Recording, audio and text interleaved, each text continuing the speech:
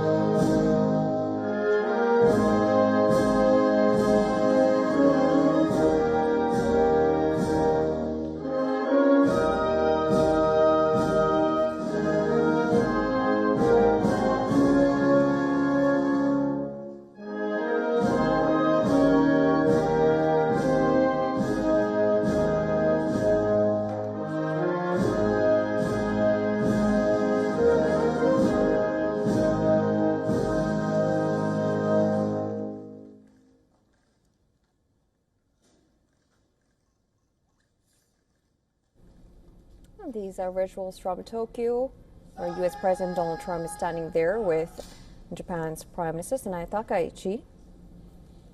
Now, this is, of course, after his first Asia tour since return to the White House.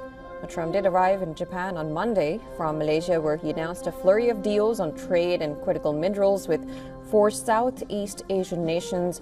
In Tokyo, Trump's first face-to-face meeting with Takaichi is to focus on security and trade.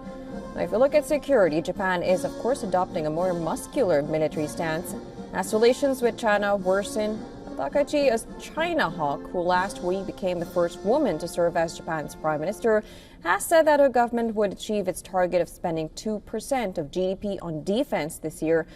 This is 2 years ahead of schedule. Now, the U.S., which has around 600,000 military personnel in Japan, wants Tokyo to spend even more, potentially matching the 5-year percent of GDP pledged by NATO members in June. Now, if we come to trade, Trump has already won a $550 billion investment pledge from Tokyo in exchange for respite from punishing tariffs. Now, Commerce Secretary Howard Lutnick and Japanese counterpart Jose Akizawa, the architects of the tariff deal agreed in July, discussed power grids as being potential investment area on Monday. Now, when we look at Takaichi, she is hoping to further impress Trump with a promise to purchase U.S. pickup trucks, soybean and gas, and announce an agreement on shipbuilding.